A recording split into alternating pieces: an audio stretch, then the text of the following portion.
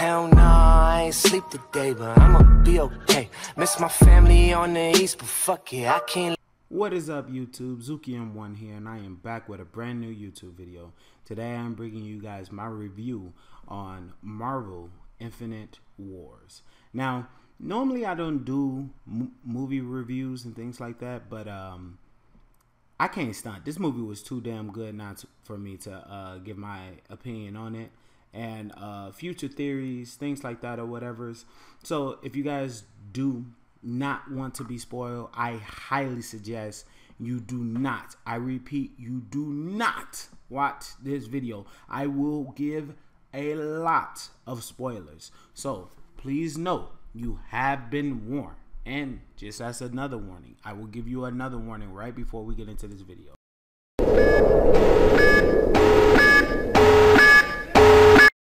If you are still around, that means you have either seen the movie or you are very hard-headed and you just want to be spoiled on the movie. Either way it goes, I did give you a fair warning before you watch the video. So I feel like I have a clear conscience on this now. So, you know, it's all fair game now. So the first thing I did want to talk about is Thanos himself, right?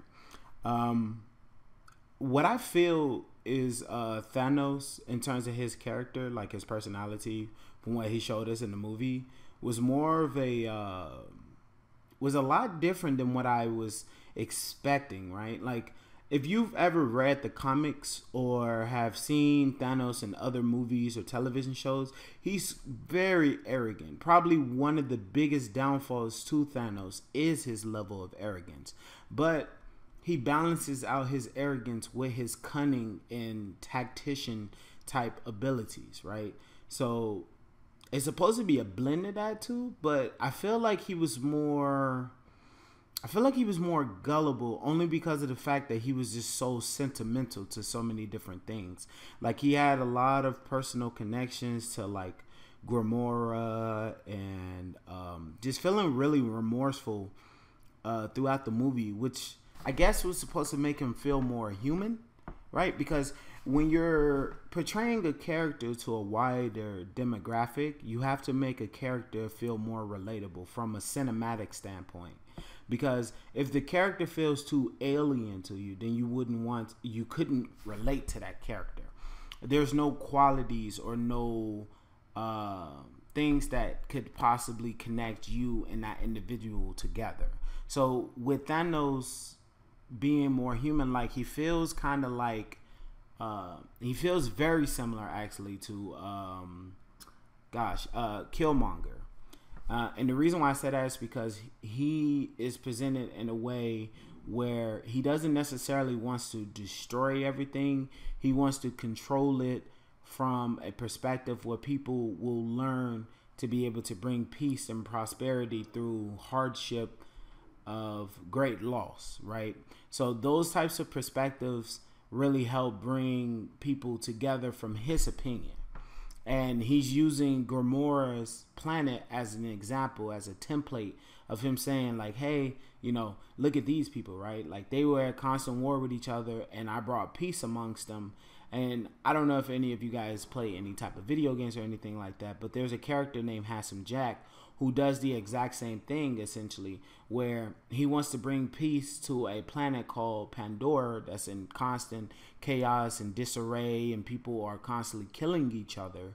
And he wants to bring peace among that. And the only way he can bring peace amongst those people is by literally doing the thing that they do all the time, is by killing everybody. But not killing everybody in the sense of like wiping them all out, but only wiping out the ones that aren't sensible or reasonable. And he feels as if those people who aren't sensible or reasonable are going to be the thing that's going to hold him back from being able to bring the world into a utopic world that he can control. But that brings up the question of whether or not can one person, because he's not a man, obviously, right? But can one person be in absolute control over everything, right? Now, we start touching into some real philosophical type of things when we get into those types of questions, because then you really start to think like, is one person capable of being able to control everything without going crazy with power or essentially trying to control every single aspect of life itself, right? And that's the balancing point that most villains don't ever get a chance to realize when they come to these types of realization, when they feel like they're the answer to the problem with humanity or the universe, or in Thanos' case, right, is they don't ever get a chance to realize of whether or not if they are that said solution, because they don't ever get a chance to get to that point. But Thanos did. Thanos did get to that point where he was able to realize his plans, and it did not turn out how he wanted to. And majority of the time when they do allow a villain to get a chance to experience victory in those types of sense, it never turns out exactly how they hoped it to. And I think that's supposed to be a testimony to be careful what you wish for, because you just might get it. And then he got it, but it wasn't exactly what he thought it was going to be. So I can definitely say that Thanos was a very interesting character, somebody I did not expect him to be like in the movies based off of his comic book counterpart. Now going on to the characters in the movies, characters that really stand out to me personally in that movie were primarily Vision. Vision definitely got a lot of screen time this time around, which is really good on his part, because in the other movies that he was in, he was kind of more of just like a background character, like a Captain America or Iron Man or whatever. But he definitely got his fair share of screen time this time around, and I feel like it was well deserved, because he was playing a very crucial role in this movie. He was the last stone that Thanos needed to collect, and if he was able to collect that, he would have realized his plans of being able to wipe out half of the universe. So if he's able to successfully wipe out half of the universe, you know, technically Vision would be partly responsible, because he literally has a stone embedded in his head. So their plan was to get rid of the thing. Now, initially, Vision was all for getting his stone knocked off. Like, he was like, hey, if y'all gotta kill me, do it. Just make sure y'all destroy the stone. But at this time and point in the story, Scarlet Witch and Vision are dating. So it's not that easy for him to just be like, hey, you know, you can just kill me. Because now there's somebody who wants to see him alive, right? So there isn't just that easiness of just being like, okay, well, you know, don't worry about it. We can just, you know, you can just die and no one will miss you type of thing. Now he has somebody who wants him to be alive, who wants him to survive. So he literally goes through the struggle of trying to get the Mind Stone out of him, only to be foiled by Thanos, right? So it almost feels as if his struggle in the movie was pointless, because he goes through all that trouble to try to prevent Thanos from getting it, and then they actually do manage to prevent Thanos from getting it, only due to the sacrifice of him dying, only to have all that sacrifice in vain, and he still dies on top of that. So not only does he still die, but he also does not even get a chance to keep the stone out of Thanos' hand. That was just an ultimate slap to the face. Like, as a moviegoer, I felt a little disappointed, but I felt like it was all for a bigger movie purpose, you know, like something that is supposed to play out in the movie that we don't necessarily have yet. So I feel like that's going to play itself out for a better, I guess, a better explanation later on in the story. But overall, it felt a little disheartening to see him go through that much struggle, only to see himself get robbed from it. Another character that I do want to talk about in this is Hulk. Now, as we all know, Hulk is a character that does not give a fuck about anything or anyone, especially gods.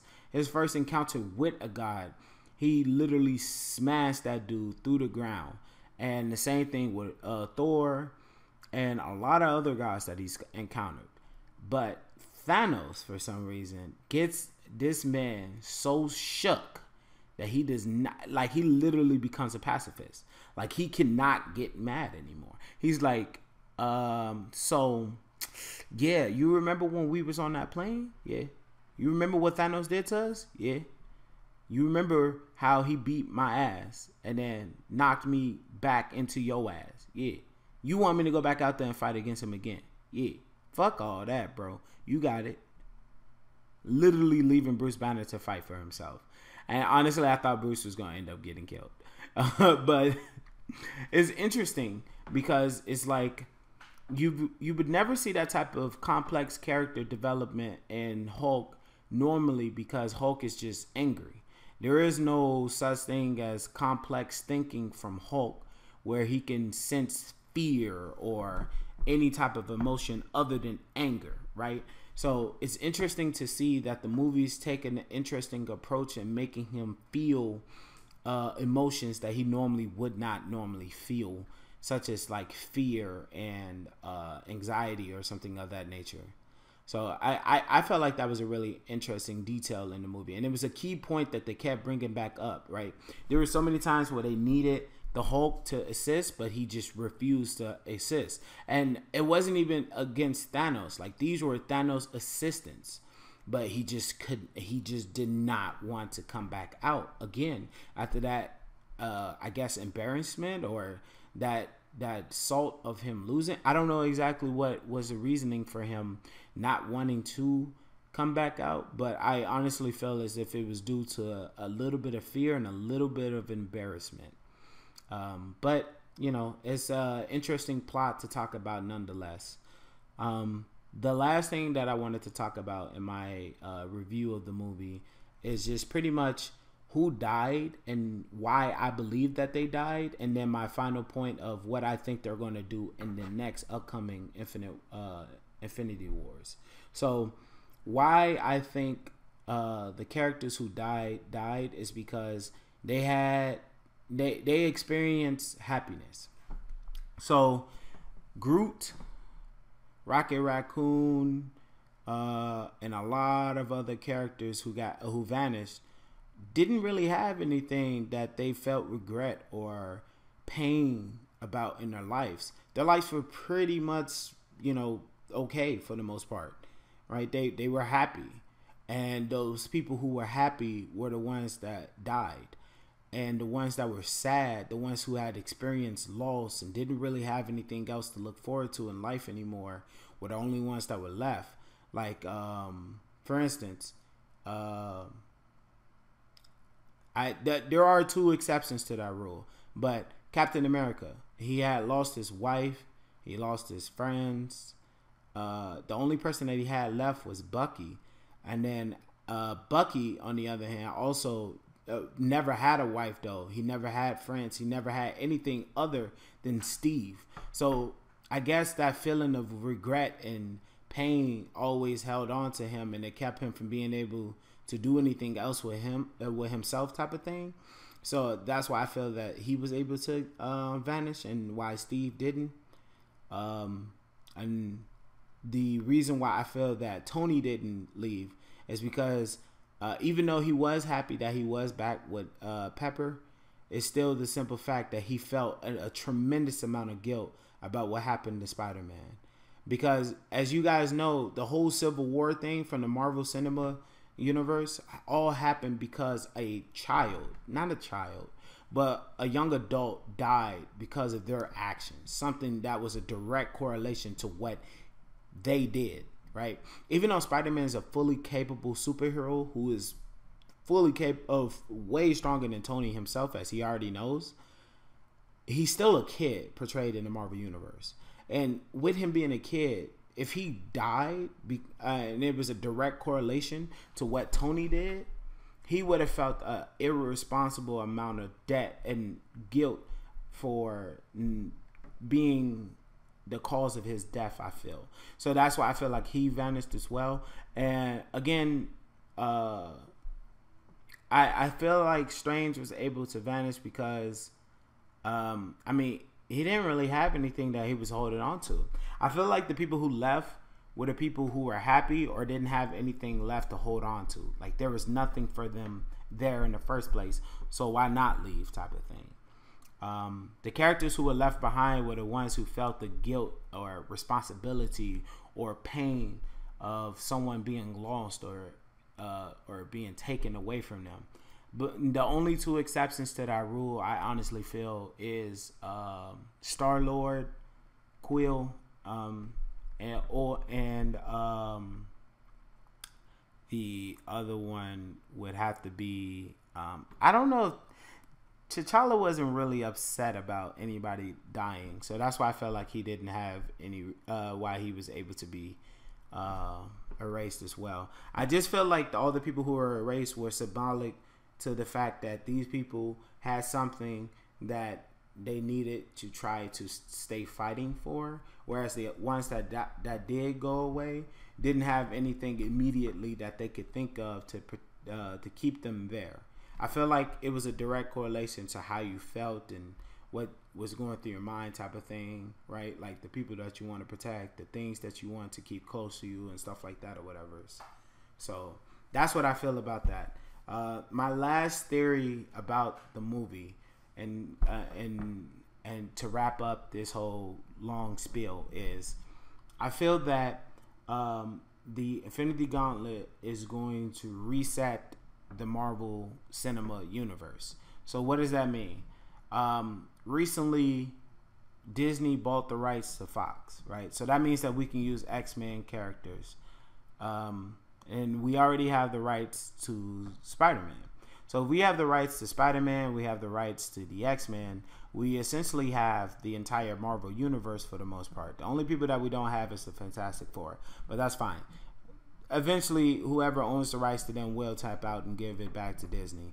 But until that happens, we pretty much got the entire Marvel Universe. Now, with that being said, I feel as if the Infinity Gauntlet will reset the entire Marvel Universe. And when that happens, they can have a smooth transition to introduce the new X-Men into the universe and things like that, and be able to pretty much expand even further into the Marvel Universe to be able to continue to do more Marvel movies for the next 20, 30, maybe even 50 years because of how much creative expression that they have now that they own so many different characters, right?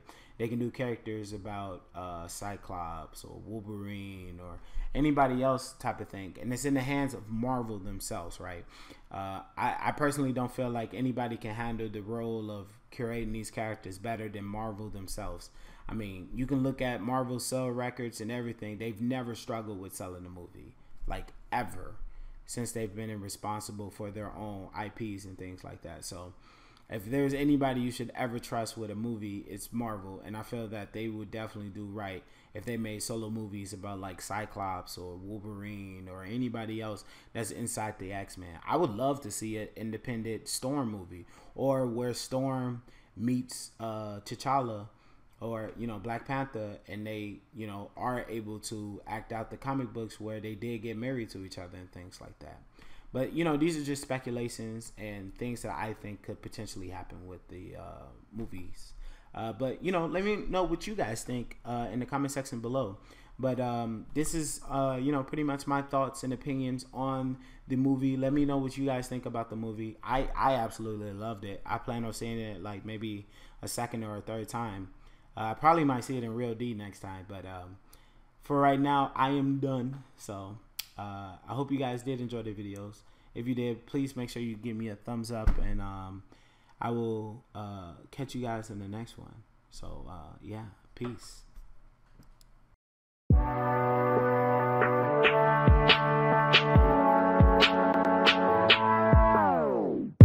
It doesn't make you strong.